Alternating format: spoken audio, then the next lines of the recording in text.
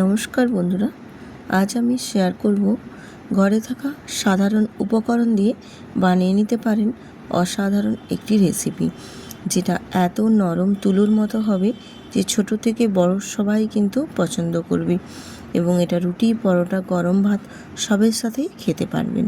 তো চলুন কিভাবে আজকে বানিয়ে নিচ্ছি এই রেসিপিটি পুরোটাই শেয়ার করছি আপনাদের সাথে। আমি এখানে নিয়েছি বেসন আছে 1 বাটি, আর তার সাথে দিলাম স্বাদ মতো নুন, অল্প সামান্য একটু হলুদের গুঁড়ো, আর আস্ত গোটা জিরে, আর দিলাম কাঁচা লঙ্কা, তার সাথে দিয়ে দিচ্ছি পেঁয়াজের টুকরো, আর দেব ধনেপাতা। আমি যেই উপকরণগুলো দিয়েছি সম্পূর্ণভাবে সব কিছুটাই একই রকমভাবেই কিন্তু দিতে হবে, তাহলেই বন্ধুরা আজকের এই রেসিপিটি ভীষণ ভালো লাগবে।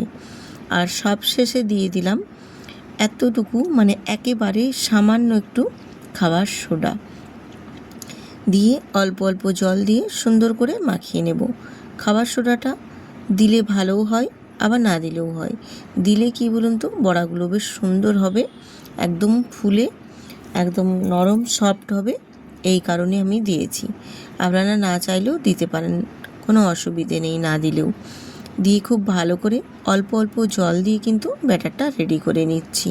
বেশ সুন্দর করে মানে বেসনটাকে মাখিয়ে নিতে পারে। বেসনটা কিন্তু একেবারে পাতলাভাবে মাখিয়ে নেবে না, একদম মোটাও হবে না, আবার একদম পাতলাও হবে না, ঠিক সেই রকম থিকনেস রেখেই কিন্তু বেসনটা বানিয়ে নিতে হবে। আমি তোমাদের দেখিয়ে দিচ্ছি, দেখো বেসনটা কীরকমভাবে আমি মাখিয়ে নিচ্ছি। ঠিক এই রকমভাবে রেখেই কিন্তু বেসনটা বানিয়ে রেডি করে রেখে দিলাম। এবারে মশলা বানানোর জন্য আমি এখানে মিক্সিং বোল নিয়েছি, আর এই বোলের মধ্যে দিয়ে দিলাম একটা পেঁয়াজ কুচো, তো খুব বেশি বড় না, একটা মিডিয়াম সাইজের পেঁয়াজ দিয়েছি, আর কয়েক টুকরো দিচ্ছি আদা, তার সাথে দিব এখানে 2টো কাঁচা লঙ্কা, আর দেব একটা টমেটো কুচো দিয়ে খুব ভালো করে মশলাটা পেস্ট বানিয়ে নেব। আর কিছু উপকরণ লাগবে না, ওই যে বললাম ঘরে থাকা উপকরণ দিয়েই কিন্তু বানিয়ে দেখাবো। মশলাটা দেখো বেশ সুন্দর করে একদম মিহি পেস্ট বানিয়ে রেডি করে নিয়েছি। এবার এটাকেও একটা সাইডে রেখে দেব। এবারে চলে যাব গ্যাসেতে একটা কড়াই বসিয়ে দিয়ে তেল গরম করতে দিয়ে দিয়েছি। এবারে ওই গরম তেলের মধ্যে আমি যে বেসনটা মেখে রেডি করে রেখেছিলাম সেটাই আবার একটু চামচ দিয়ে খুব ভালো করে মাখিয়ে নিলাম। দিয়ে 1 চামচ করে আমি ওই গরম তেলের মধ্যে দিয়ে দেব। এরকমভাবে আমি তেলের মধ্যে, গরম তেলটার মধ্যে যতগুলো ধরবে 1 চামচ করে নিয়ে সেই মতো দিয়ে দেব। তো অবশ্য আমি কিন্তু একবারেই সবগুলোকেই ভেজে নিয়েছি, দুবারের আর কোনো সুযোগ দেইনি, কারণ খুব বেশি আমার বড়া ছিল না, আর আমি পরিমাণে তেলটাও একটু বেশি দিয়েছি যাতে একেবারেই ভাজাটা হয়ে যায়। আর তেলের পরিমাণটা একটু বেশি দেবেন, তাহলে বড়াগুলো কিন্তু বেশ একদম ফুলে উঠবে আর খুব নরম ফ্লপি হয়ে বড়াগুলো ভাজা হবে। আজকের এই বেসন বড়া রেসিপিটি আমি আপনাদের সাথে শেয়ার করছি। যদি ভালো লাগে অবশ্যই কিন্তু ভিডিওটিতে একটি লাইক দিয়ে সুন্দর করে একটা কমেন্ট করে দেবেন।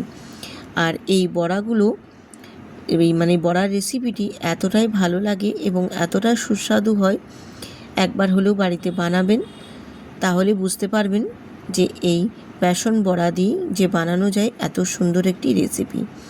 বাড়িতে যদি কোনো সবজি না থাকে, মাছ মাংস না থাকে, বাজারে যাবার মতো কোনো পজিশান নেই, বা সবাই হয়তো ব্যস্ত আছে বাড়িতে, সেক্ষেত্রেও কিন্তু এই রকম সাধারণ যদি বেসন থাকে বাড়িতে, বানিয়ে নিতে পারবেন অসাধারণ একটি রেসিপি। এই রেসিপিটি এত ভালো লাগে আর এতটাই সফট এবং তুলোর মতো হয়, এই বড়ার ঝোলগুলো খেতে অসাধারণ লাগে। যাকে বানিয়ে খাওয়াবে সেই কিন্তু প্রশংসা করবেই করবে, এত সুন্দর এবং এত টেস্ট হয়। বড়াগুলোকে আমি খুব ভালো করে ভেজে লাল লাল করে তুলে নিচ্ছি। আর বড়াগুলো কিন্তু ভেজে নেবার সময় গ্যাসের ফ্লেমটা লো টু মিডিয়ামে রেখেই ভাজবে, তাহলে সুন্দর করে একদম ভেতর পর্যন্ত লাল লাল হয়ে বড়াগুলো ভেজে রেডি করে নিতে পারবেন। আমারও দেখো বড়াগুলো ভাজা হয়ে গেছে।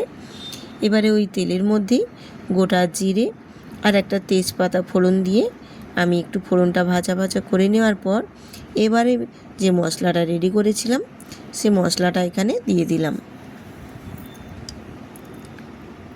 মশলাটা দিয়ে একটু নাড়াচাড়া করে কষিয়ে নিচ্ছি। এবারে আমি মশলার মধ্যে সব কিছু উপকরণ অ্যাড করে দিচ্ছি। যেমন দিলাম এখানে স্বাদ মতো নুন, হলুদের গুঁড়ো আর দেব কাশ্মীরি লঙ্কার গুঁড়ো, কারণ ঝালের জন্য আমি কাঁচা লঙ্কা ইউজ করেছি আর এটা কালারের জন্য দিলাম কাশ্মীরি লঙ্কার গুঁড়োটা। এখানে তোমরা যদি ঝালের পরিমাণটা আরও বেশি বাড়াতে চাও সেক্ষেত্রে লাল লঙ্কার গুঁড়ো এখানে অ্যাড করতে পারো। দিয়ে খুব ভালো করে মশলাটাকে একটু কষিয়ে নেব। মশলাটাকে একটু কষিয়ে নিয়ে তারপর এখানে আমি অল্প একটু মিক্সি ধোয়া জলটাও দিয়ে দিলাম। দিয়ে খুব ভালো করে মশলাটাকে এবারে সুন্দর করে কষিয়ে নেব, যাতে করে মশলার একটা কাঁচা গন্ধ থাকে, সেই কাঁচা গন্ধটা যেন একেবারেই চলে যায়। এইভাবে অনবরত নেড়ে নেড়ে বা এমনি ফুটতে দিয়েও কিন্তু সুন্দর করে কষিয়ে নেবেন। দেখবেন খুব সুন্দর একটা কালারও আসবে আর মশলাটাও সুন্দর করে কষানো হবে। মশলাটা কষানো হতে হতে আমি এখানে অল্প সামান্য কয়েক দানা চিনি দিয়ে দিয়েছি। চিনিটা দিলে স্বাদের ব্যালেন্সটা ভীষণ সুন্দর আসে, খেতেও বেশ ভালো লাগে। যেহেতু কোনো এখানে সবজি নেই, শুধুমাত্র বেসন দিয়ে সুন্দর একটি অসাধারণ রেসিপি, যেটা ছোট বড় সবাই কিন্তু পছন্দ করবে আর ভীষণ টেস্টিফুল হয়। এত টেস্টফুল হয় এই রেসিপিটা, ভীষণ ভালো লাগে। একবার হলেও বানাবেন বন্ধুরা, তারপর আমাকে জানাবেন যে কীরকম লেগেছিল। তো আমি যেই প্রসেসে বানিয়েছি এই রকমভাবেই কিন্তু বানিয়ে নেবেন, তাহলেই একদম অপূর্ব সুন্দর হবে খেতে। মশলাটা দেখুন বেশ সুন্দর করে কিন্তু কষিয়ে নিয়েছি আর এখানে আমি কিছু ধনেপাতাও অ্যাড করে দিয়েছি, তাহলে বেশ টেস্টটা আরও সুন্দর হবে, কারণ ধনেপাতার ফ্লেভারটাও ভীষণ সুন্দর লাগে। দিয়ে খুব ভালো করে মশলাটা কষিয়ে নিয়ে তারপর এখানে পরিমাণ মতো জল দিয়েছি। আর অবশ্যই কিন্তু এই রেসিপির ক্ষেত্রে জলটা একটু পরিমাণে বেশি দেবেন, কারণ বড়াগুলো যখন ঝোলের মধ্যে ফুটবে না, বড়াগুলো ফুলে যাবে আর এই গ্রেভিটা ঝোলের অনেকটাই কিন্তু কমে যাবে। আমি জলটা দিয়ে একটু ভালো করে খুব অনেকক্ষণ 4 থেকে 5 মিনিট মতো ঝোলটাকে বেশ একটু ভালো করে ফুটিয়ে নিয়েছি। তারপর আমি এখানে বড়াগুলো দিয়ে দিচ্ছি, কারণ বড়াগুলো দেওয়ার পর কিন্তু খুব বেশি ফোটানো যাবে না, জাস্ট 8 থেকে 1 মিনিট মতো ফুটিয়ে নেবেন। না হলে কিন্তু বড়াগুলো খুব বেশি ফুটে গেলে বড়াগুলো ভেঙে যাবে আর তখন কিন্তু তুলতে পারবে না, খুব একদম নরম হয়ে ফ্লপি ভাব এত সুন্দর হবে, যেই কারণে বড়াগুলোকে দিয়ে বেশি কিন্তু ফোটানো যাবে না। মিনিট খানেক মতো জোর ফুটিয়ে নিতে পারেন, তাহলে বড়ার ভেতরে একদম ঝোলটা সুন্দরভাবে ভেতরে ঢুকবে আর বড়াগুলো এত সুন্দরভাবে একদম ফুলে উঠবে, ভেতর পর্যন্ত একদম নরম সফট হবে। একদম বড়াগুলো দেখো বেশ সুন্দরভাবে ফুলে গেছে। এবারে নামানোর আগে আমি একটু অল্প গরম মশলা আর একটু ঘি ছড়িয়ে দিলাম, যাতে টেস্টটা আরও দ্বিগুণ বেড়ে ওঠে। খেতেও মারাত্মক লাগবে আর স্বাদে গন্ধেও অপূর্ব সুন্দর হবে। এবারে গ্যাসের ফ্লেমটা আমি অফ করে নামিয়ে তারপর 2 মিনিট মতো স্ট্যান্ডিং টাইমে রেখে দিয়ে তারপর আমি সার্ভ করে দেখিয়ে দিচ্ছি। দেখুন বড়াগুলো ফুলে গিয়ে কতটা বড় হয়েছে দেখো, আর এত সফট এবং এত নরম হয়েছে, আমি তুলতেই যেন হাতারেতেই ভেঙে যাচ্ছে, এত সুন্দরভাবে বড়ার এই রেসিপিটি রেডি হয়েছে।